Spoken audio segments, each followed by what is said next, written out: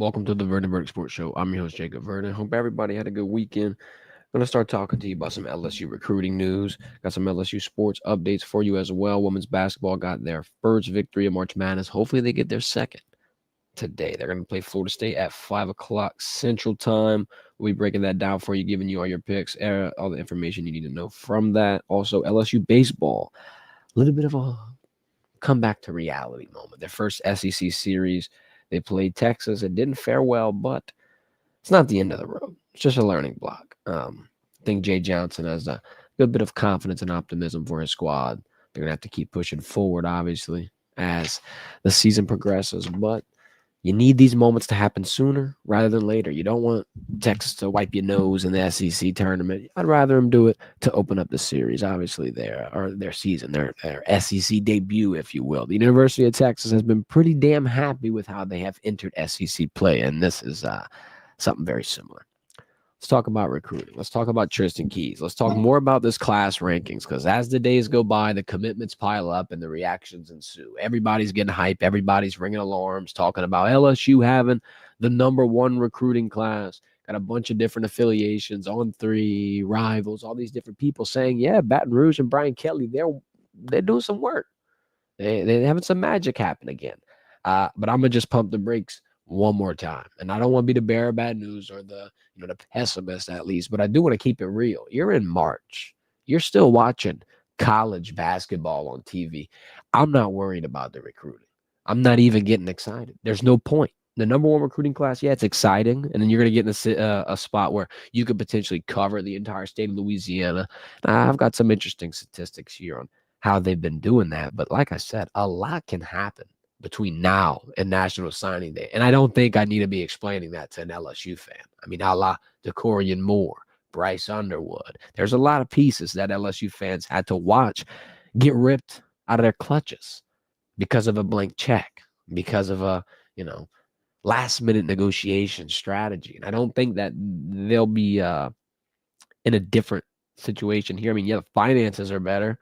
I mean, yeah, they were able to raise some money, but LSU's financial situation, I feel like, put them in the situation to strike in the transfer portal like they did. I don't know if it's going to be able to, help them boost a #1 recruiting class in college football. I mean, we've got to realize what type of like tier that's going to put them in. That's the Ohio States of the world. That's the Oregons, the Texas. That's the people that have been having money. Like LSU just got some, and I think they might spend a little bit of it. And I think, for good reason, because they're probably going to jump right into a national championship conversation. But in terms of recruiting, in terms of where they're going to spend that money, in terms of how they're going to put it together, I don't know if it's going to be on the recruiting side, the younger aspect of it, especially this early in March. I would pump the brakes. Right now, your commitments, you got #1 wide receiver, Tristan Keys, #1 D lineman, Richard Anderson. Then you got 5 of Louisiana's top 10 recruits. 4-star Aiden Hills, he's a safety. 4-star offensive tackle Bryson Martinez. And then you got 3 4-star wide receivers, Kenny Darby, Jabari Mack, and Ja'Kai Anderson.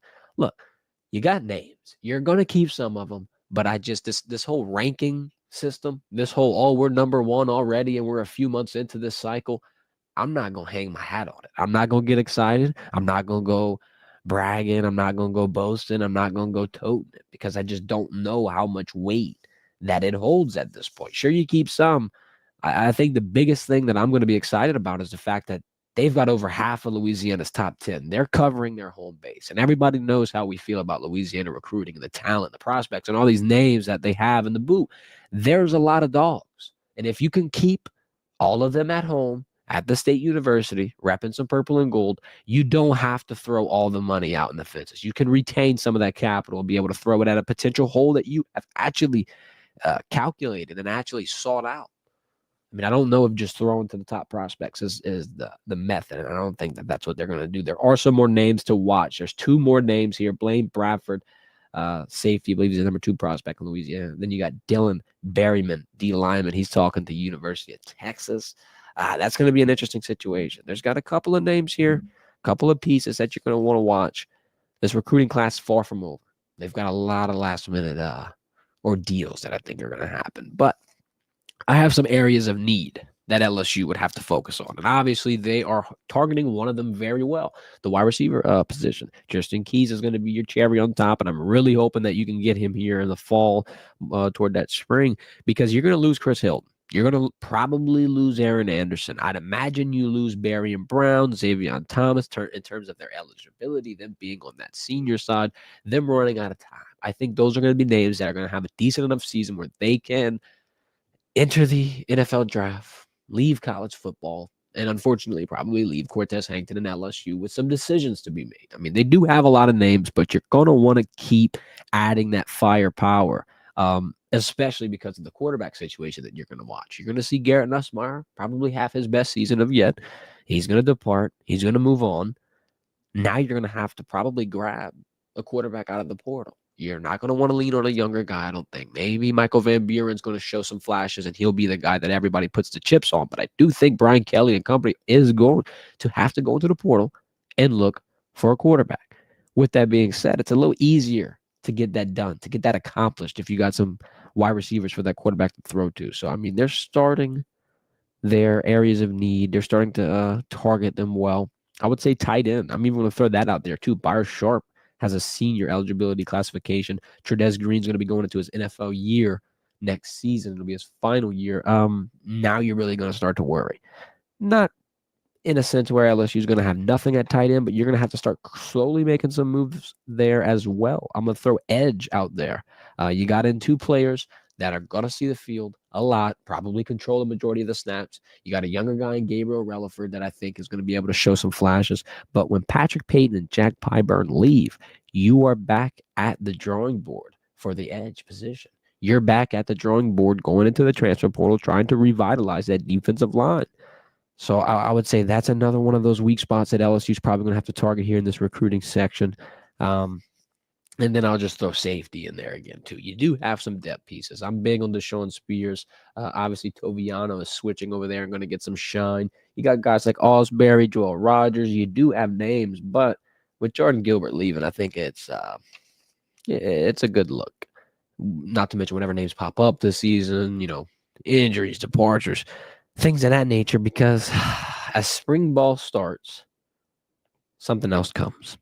Transfer portal window. And it's 23 days away. As of right now, March 24th, you are 23 days away from that spring portal window opening. It opens for 10 days, and everybody's going to be holding their breath because that's your real final moment to try to make sure everybody on your squad stays put. Brian Kelly even moved 2 practices to that week. A lot of people are wondering why. I mean, I don't have the exact reason. I have some hunches, but I think, naturally your players are focused. You're still sitting back digesting the needs in the portal. You're still sitting back watching your team in practice, looking at the potential holes, looking at the potential weak spots, looking at areas that LSU needs to get better at. Naturally, then, if players do want to come to Baton Rouge for a visit, you got a couple of practices for them to come watch. You got some game day operations, sort of, some type of walkthrough flow. You can just show them exactly what a day in the life would be. It's a good platform for Brian Kelly and company to be able to roll out here. I also think there are going to be some LSU players that aren't exactly getting the shine that they thought that they would be getting. And this could potentially provide them with an opportunity to let them get in. You don't have that traditional spring game where some guys are going to see the writing on the wall. It'll still be a practice. You're going to still have a close to the vest approach where they don't get to show you a lot of depth, a lot of personnel, a lot of schemes, a lot of this, a lot of that. And I think it is calculated. And I think it's to potentially prevent disgruntled players from entering the portal. Now, you're not going to be able to just shackle them down and keep them. If they want to leave, they're going to leave. But you got to try to make some type of effort to be able to make it more of a decision here. Now, in terms of guys I'm worrying about entering the portal, I know we've been rumoring a lot of things in terms of what we could expect, what we think we'll see, this, that, the third. I'm going to probably scratch one of those names off the list. Maybe not entirely, but just I'm not as worried right now as I was at the beginning of the spring period, and that's Caleb Jackson. Now, I've seen crazier things happen, but his role, I was talking with G about it on Saturday on our stream, on our film breakdown, but I think Caden Durham and Caleb Jackson have two different types of styles, and they can complement each other. And if they can somehow, some way get that potential out of Caleb Jackson, and he has that season that we've been waiting on, that's going to be a big piece. That's going to be a big, huge catalyst for this offense going forward. Everybody wants the run game to succeed. I think it succeeds if you have multiple fits. It's not really likely that one guy in a Caden Durham is going to be able to just 100% pound away the rock, play bully ball for 12 to 14 games on the season. Injuries happen, matchups, nightmares happen. There's a lot of things that can be thrown into LSU's lap. And I think having a Caleb Jackson in your back pocket, if Caden Durham don't work out, it helps out that much more. Also, I just want to kind of point out that Brian Kelly was talking about John Emery Jr. saying, no, John Emery Jr. will not be playing for LSU. LSU's running back room is so deep to where I don't think they're going to even worry about anybody coming in, anybody coming out. They seem to be locked in. They seem to have exactly everybody that they expected to have in that room. They seem to be finalized, locked in. Harlan Berry even seems to be getting into the mix. I mean, you still got to watch a guy like JT Lindsey. I think that position group is going to be really solid. It's obviously the success is tied directly towards the offensive line, directly towards that continuity that Brad Davis is trying to build. But I think if you can continue to get this room to lock in and develop, you're getting really close to being a national championship contender. And I don't want to sit here and just, prematurely pump them up. But if you look at the odds, 10th best national championship odds, Clemson has the 9th best national championship odds. That's your first game of the season. If you win that game, you can automatically flip the narrative to you being a top 5 team. And it's not because you beat the number 9 team as the number 10 team, because that's not theoretically going to matter. You're not automatically just taking the 9 seed after that. Upsets will happen. Some people are not going to be playing ranked caliber opponents. You're going to be playing teams that are, quite frankly, stronger than other schools' opponents. So I feel like that week 1 is going to be very pivotal for LSU. It can go either or. And unfortunately, LSU fans have seen it going the more negative side of the either or. It's been a loss for like 5 straight years. Immediately, questioning whether or not this team can make it to a playoff, can make it to even a damn bowl game at times. Right now, LSU can flip the entire narrative if they walk into Clemson and get that W. The ACC champions on the road in South Carolina. Dabo Swinney, this big product. Cade Klubnik versus this LSU defense that could potentially be fortified. It's going to be very interesting to see. Another thing, Nuss now tied with Arch Manning for Heisman odds. There was a while where Nussmeier was the favorite. There was a while where he was the guy where nobody was ahead of him. Now we got Vegas kind of making it a little more even, making it a little more of a question, of a decision, trying to poke and prod some of y'all. Another interesting odds category I want to break down: SEC teams. Who is more likely to win the SEC title? They say LSU is 5th. There's 4 teams that Vegas would put ahead of them: Texas, Georgia, Alabama, Tennessee. Final category, the regular season win total. They got LSU at 8.5, which is 9 games. Let me go ahead and break this down for you. The toughest games that the Tigers play, they're ironically all away games. I mean, that's going to play into half of the reason why I think they're tough. The other half is just because, simply put, there's some good teams: Clemson, Ole Miss, Alabama, and Oklahoma. Let me break that down for you. If you are in a situation where you win 2 of those games, you go 500 in your toughest games, you still got a double-digit win season. You could drop 2. You could drop 1 to Ole Miss. You could drop 1 to Bama. Or you could drop Clemson. You could drop Oklahoma. You could start with an L and with an L. You're still getting a double-digit win season. Matter of fact, you could lose 3 of those games and break Vegas's win total for LSU. I think that is really too low. I do think that there is some underwhelming expectations for LSU football. And naturally, that's smart, because if you underwhelm when they overwhelm, everybody's going to be so caught in the excitement that they're not even going to wonder. They're not even going to worry. They're not even going to be pissed off at you. Some people are going to come looking. Some people are going to be like, hey, you were doubting. I do think it's harder to predict a good season, because if it falls off, everybody thinks, oh, you're insane. I'm going to predict a good season. I'm going to predict a fantastic season. I'm going to predict Garrett Nussmeier, like I keep saying, being one of the best college football quarterbacks, being one of the best pieces that you can lean on. I think that the offense is going to be more explosive. I think the defense is going to be very sure-fired. And if they go on a run, I think it'll get contagious. I think a lot more people are going to join and hop on the bandwagon. And I think it can start as soon as week 1. All you have to do, walk into Clemson, show everybody that you're ready. Week 1 has been very brutal for LSU. If you could flip that narrative on its head really quickly, I don't know how much worry you have. You got all these offensive weapons you're adding, all this creativity, the chemistry. Nussmeier has been with a lot of these wide receivers that are returning. I mean, yeah, the offensive line's got to be worked together, but I think LSU's on the verge of something great here. I mean, we've watched them through spring do a lot of different things. I mean, they've obviously got a unique weapon in Trudez Green being 6'7", and he's going to be utilized greatly in the red zone. Then they've got a split back formation they've been running where they're going to put a lot of the shorter, speedy guys in the backfield with Garrett Nussmeier, and they might even open up the field for other vertical options. I think that LSU's got a lot of things up their sleeve naturally. My biggest concern, my biggest red flag, my biggest worry is going to be that offensive line. And I'm not even too worried in terms of it's going to be horrible. I just think that it needs to be rebuilt successfully. I mean, it's so far so good. You got experienced players like DJ Chester, Braylon Moore, Josh Thompson. They're going to join guys like Tyree Adams and Weston Davis, who I think are going to be your 2 tackles. But you're going to have to get some success out of them really, really quickly. And if it looks like the first year under Brian Kelly, where through 6 weeks you got 6 offensive lines, that's when the confusion is going to start to happen.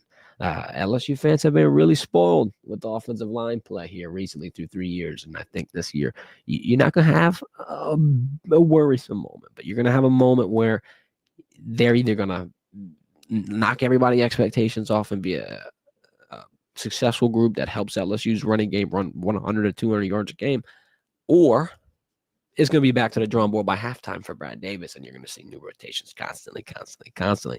I think for the defensive rebuild with Blake Baker, your 2 biggest pieces, obviously, Whit Weeks, Harold Perkins, they're going to be leading the charge. That DB room got rebuilt entirely. That rotation that you throw out first, it could be nowhere near close to the rotation you throw out last. You got a lot of pieces that you can throw together. We've seen a bunch of newcomers emerge in terms of talent. I mean, let's start with the obvious. DJ Pickett. Then we've been praising Michael Turner. PJ Woolen has shown some stripes. Mansour Delaney, Jakeem Jackson are your 2 newcomers in the portal that I think are locked at that dual position. Now, what do you do with Ashton Stamps? I mean, you got so many names in that room, not to mention the 2 talented edges that have been getting pressure all camp long, and Patrick and Jack Pyburn. Gabriel Relaford's going to make some noise. This defense, it's a unit, and I think that it'll be more complementary to LSU's offense than it has been in the last few years. That'll make Garrett Nussmeier's job that much easier, but what else will make it easier is having all those pieces around him, the wide receivers, the running backs, the tight ends, and hopefully a successful offensive line. Let's move into some LSU baseball talk. If you got any questions, any comments, any concerns, we'll get to them throughout the stream. Drop them in the comment section. Hit that thumbs up and support us. Also, subscribe button. We'll be back at practice tomorrow, so don't miss that. H-Town Creole dropping comment in the chat. What's the news on Colin Hurley? No update yet. Still back at home. I believe he's going to be recovering for quite some time. That's probably why that Juwan Johnson move happened. I would think Colin Hurley will be MIA for a little bit here for LSU. Let's talk LSU baseball, though. Texas series. Lord, they beat LSU handily. I'm not going to lie. 6-2 victory. First SEC series went for the Longhorns. Their pitcher went out. Rios went out. 5 innings, 6 strikeouts, killed the Tigers. Out hit LSU 9-7. Scored really early. I don't think LSU got any runs until like the 6th inning. They went on a 2-run stretch, and it just wasn't enough. The record's not horrible. Your SEC record's getting a little worrisome. You're 22-3 overall. You're 4-2 in the SEC. You get a little bit of a tune-up game tomorrow against UL Lafayette in the box. I don't think your nerves should start ramping up, but as SEC play continues, it'll get more competitive, and you'll start to see exactly what this team is capable of, right? I mean, Jay Johnson was talking about adversity making this team better. Well, you get another moment to get better. You get another moment of adversity to stare in the face and see if you're really a dog. Are you a dog? And I think Jay Johnson's got a team full of dogs. Seeding, I don't know how far they drop. I'd imagine they're still a top 3 team. You got teams all over the place losing in college baseball. You've got all kind of upsets. A&M dropped one. I believe Tennessee dropped one their first game as the number 1 seed. It happens. It happens. Move on. Learn from it. You're going to get better because of it. I don't think that LSU baseball is going to be in a shitty spot. I do think that they do have to be competitive as SEC play comes. Though. You can't keep losing these series and have another similar situation to last season where you just take it forever to catch up. H-Town Creole in the chat. No reason why highly rated O-linemen that they can have trouble running the ball. Build that line from interior out. Tight ends can always help the tackles. Yeah, Byron Sharp's kind of been implemented to this block and roll really well. Obviously, Shadez, I think, and the tight end room is going to be lined out wide a lot. Donovan Green's even an interesting piece for additional blockers. But in terms of the offensive linemen, the ratings, yeah, I do agree with you here, H.L. Creel. I think that they have a couple of positions left to determine. The biggest one's going to be center. I thought it was going to be Braylon Moore. You're still seeing DJ Chester take some reps at that. Now, obviously, they're going to make the best decision. I trust Brad Davis. I trust Joe Sloan. I trust Brian Kelly. We'll continue to monitor that, though. I do think if they can get that offensive line together, you got one of the best LSU offenses pretty much in recent memory. I got to say that lightly, though, because, hey, look at the talent that you've been putting out.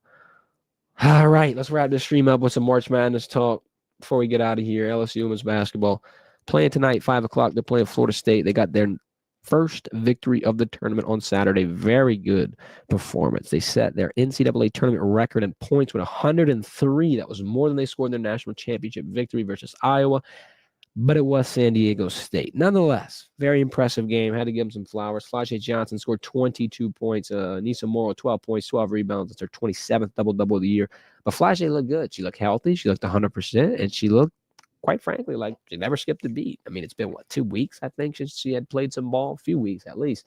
And like I said, I didn't really have much worries throughout this game. Now, let's start where the worries actually begin. Well, we can keep breaking down this game real quick. Let me give them a couple more points. LSU from 3 shot 55%. They forced 19 turnovers and they won the rebound battle 53-31. Those 3 things are going to be key tonight. Capitalizing on your opportunities at the 3-point line are really going to be the biggest thing, because you had a couple of people step up who have not stepped up like that all season. So naturally, that's going to help be a catalyst for your offense.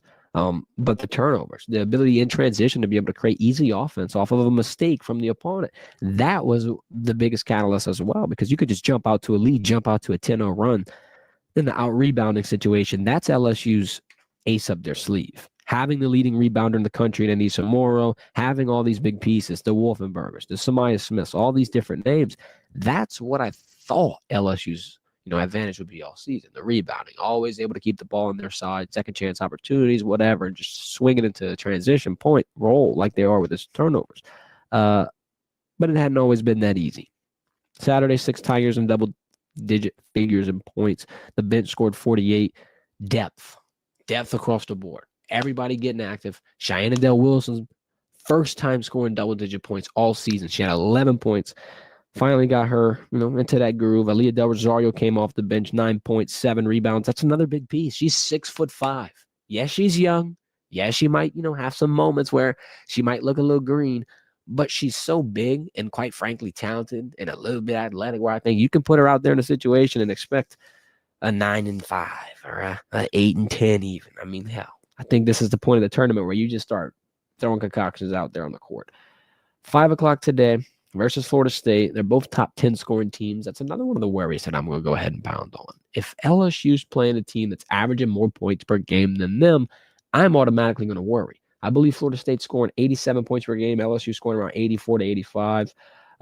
If you look at Florida State's trio with Latson, Timpson, and Gordon, they're averaging 59 points per game. LSU's big 3 with Johnson, Morrow, and Michaela averaging 54. And I'm not going to panic, but Latson leads the NCAA in 25 points per game.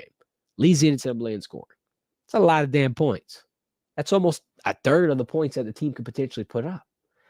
You're going to have to face Gardner all game. You're going to have to make sure that you get your 3rd straight Sweet 16 appearance, because if not, I think you're in an interesting situation. I do think you have to play lights out. I don't think it's a game where you could have mistakes happen and somehow catch up in the end. I think Florida State is ready for a run. I think they're primed, to be in this position. I feel like I'm a little scared. I hope they can win. It's a tough matchup. But March was March all about. It's exactly what March is all about. At least you got the home court advantage. At least it ain't at 9 o'clock at night. I mean, there's a lot of positives here from this. 5 o'clock, LSU versus Florida State, 2nd round. Whew, will they make it out of Baton Rouge? Drop your take in the comment section below, because as the time gets closer, as the days pass, I get more and more worried. The first year with Kim Mulkey, they did get eliminated in the 2nd round, but for the last 3 years, like I said, or the last 2 years, they have made it to the Sweet 16. Can this be the 3rd season in a row? I don't know. They got a good chance. It'll be interesting to watch. H-Town Creole, DJ Chester not giving up center position, good thing because it means he's developing. Plus, they need the size in the middle. Yeah, I think, the fact that you've had him in that position before, obviously Brad Davis knows that he is able to be counted on. People are worried about the growing pains, but naturally, when you get thrown out there for an entire season, your second season normally is better.